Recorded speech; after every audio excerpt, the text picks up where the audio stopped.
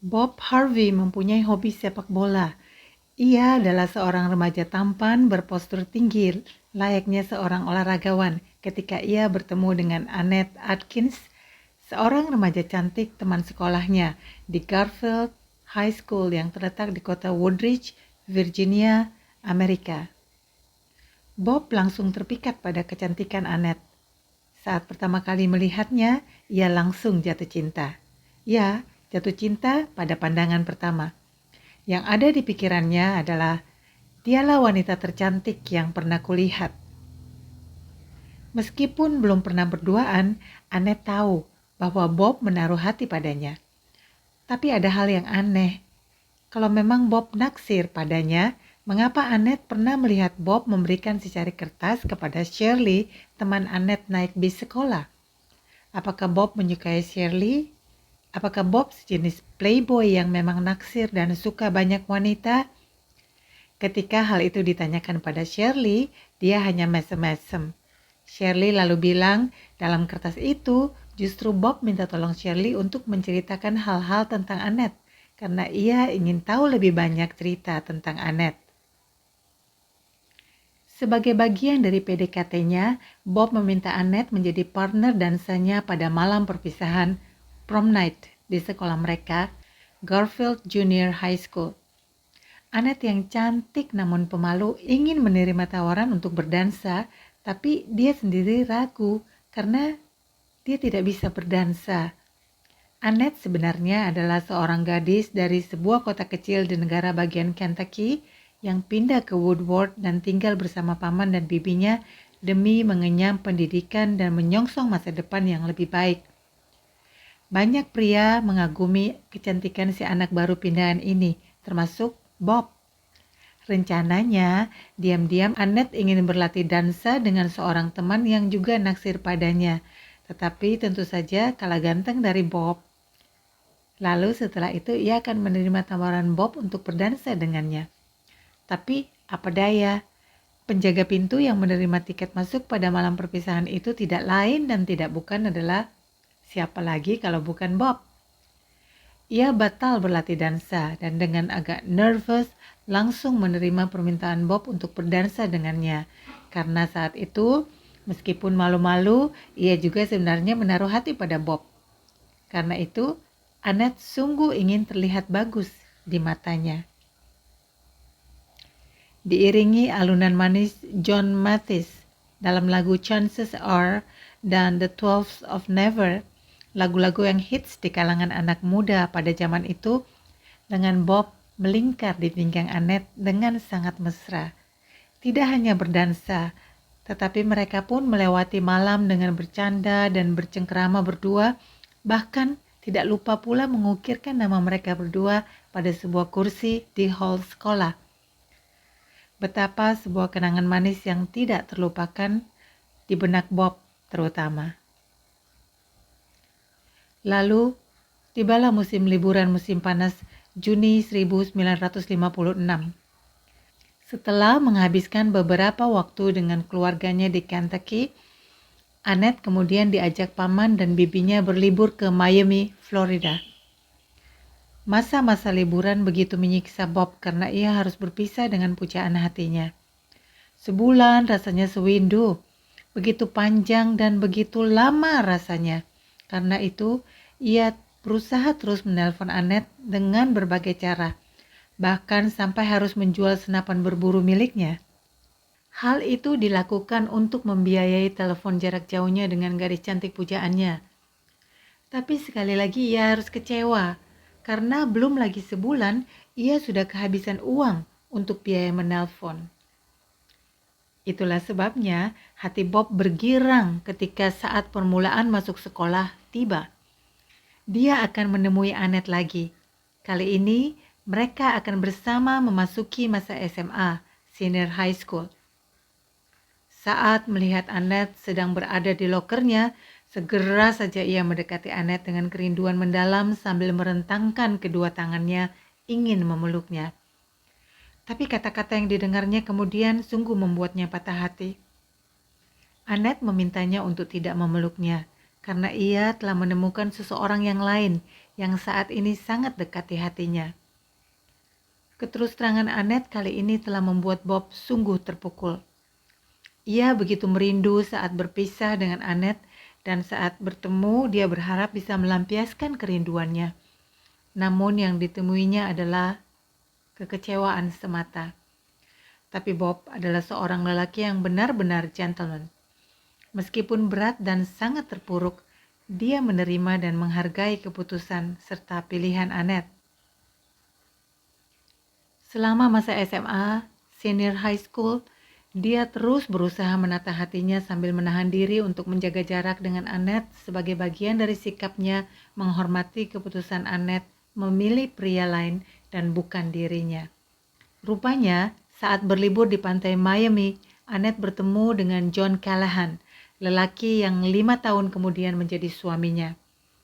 Annette Atkins dan John Ernest Callahan kemudian menikah pada 26 Agustus 1961 dan dikaruniai 2 putra dan 2 putri.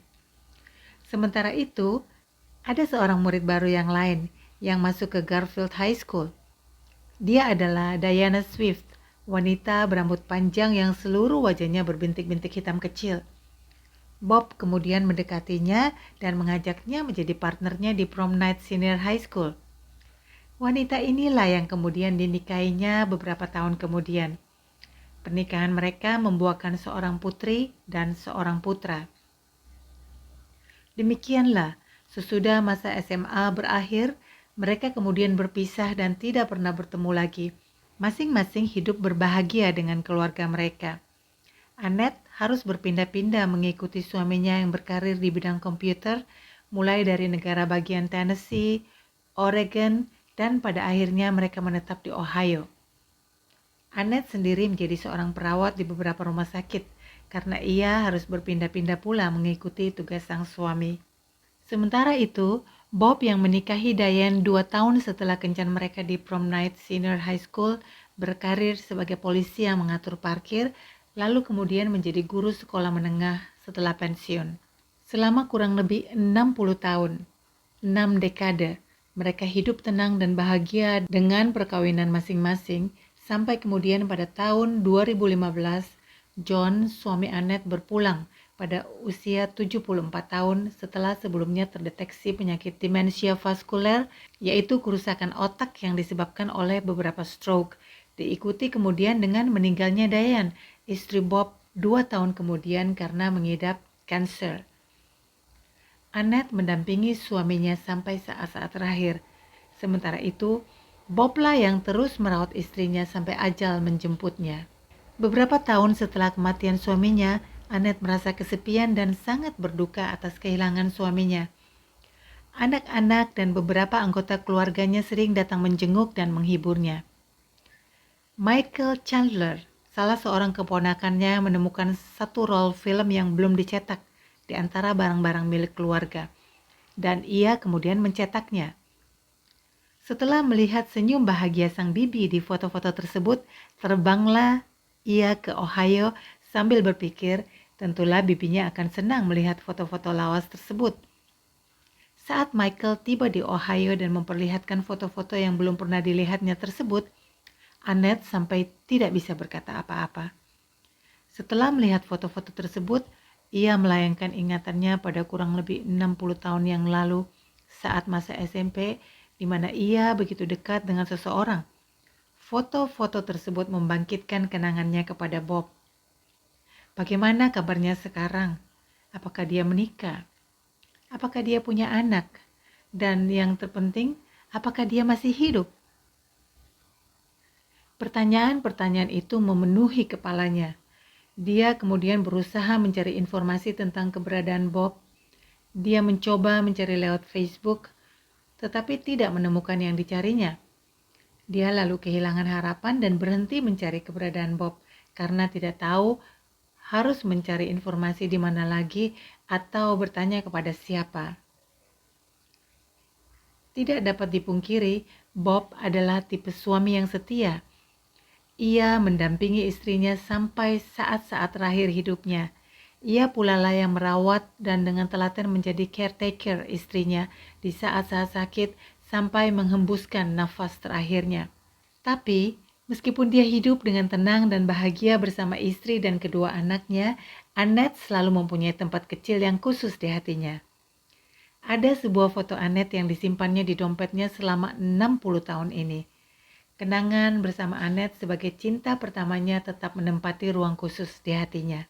Beberapa lama setelah istrinya meninggal, Bob terdiagnosa mengidap kanker sumsum tulang belakang. Saat dia memulai terapi pengobatan untuk penyakitnya, dia berpikir dia tidak akan menghabiskan hidupnya sendirian. Seseorang yang spesial dibutuhkannya untuk mendampinginya. Nama yang selalu muncul adalah nama seseorang yang memang selalu ada di sana. Semakin lama, semakin dia diyakinkan untuk mencari informasi tentang keberadaan Annette. Diketiknya nama Annette Atkins di Google dan betapa terkejutnya dia.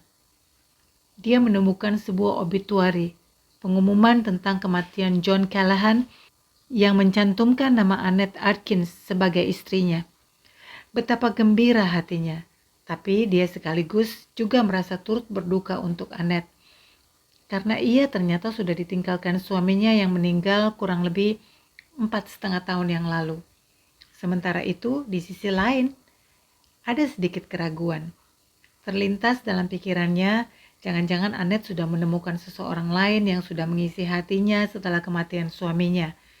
Namun, dia tetap berusaha untuk mencoba menjalin komunikasi kembali dengan Annette. Bob lalu mengirimkan donasi kepada yayasan yang mengurus John di saat-saat terakhirnya sambil mencari informasi tentang upacara kematian John yang kemudian membawanya pada nama gereja yang menyelenggarakan upacara penghiburan saat penguburan John. Dari situlah dia kemudian menemukan alamat Annette. Tanpa menunggu lebih lama, John mengirimkan kartu ucapan turut berbelasungkawa dengan tidak lupa mencantumkan nama, nomor telepon, dan alamatnya disertai sebuah tulisan, "Thinking of you." Aku memikirkanmu. Sesudah itu yang dapat dilakukan Bob hanyalah menunggu dan menunggu. Ya, jika Annette ternyata sudah menikah lagi dan tidak mau menghubunginya, ia terpaksa hanya bisa pasrah. Kejutan untuk Bob. 8 hari kemudian, dia menemukan sebuah pesan dari Annette di mesin penjawab teleponnya. "Kamu kemana aja? Aku sudah berapa lama mencoba mencarimu." Begitu suara yang didengarnya dari mesin tersebut. Hatinya melonjak kegirangan mendengar suara sosok yang dirindukannya. "Bisakah kamu ke Ohio?" pinta Annette lagi. "Jika aku ke Ohio, aku akan tiba hari Minggu," kata Bob. Dan dia menepati janjinya.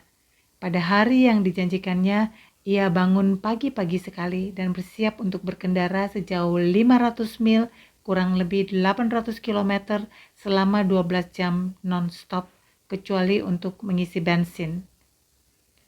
Untuk seseorang yang berumur sudah 80 tahun, hal itu hanya dapat dilakukan oleh dorongan dan kekuatan yang besar.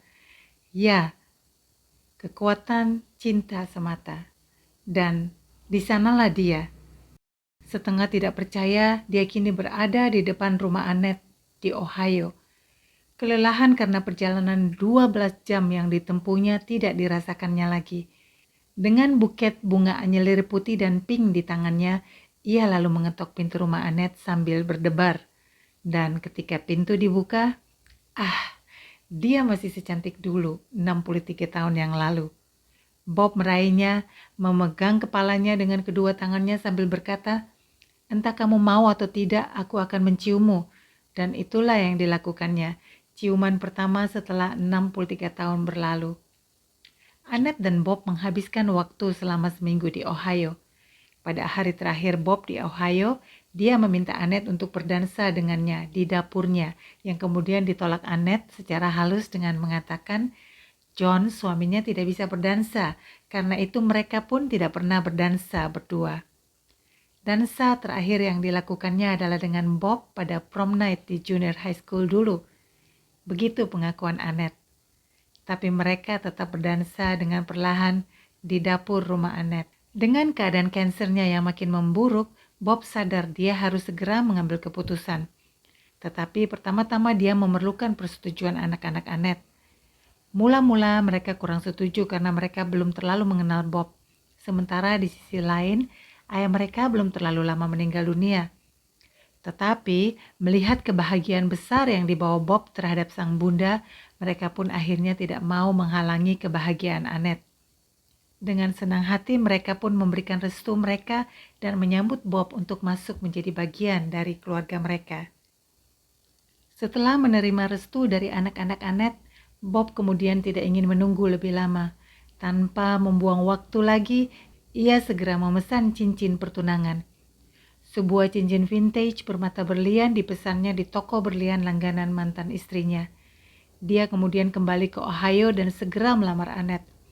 Untuk pertama kalinya Bob merasa Annette adalah miliknya.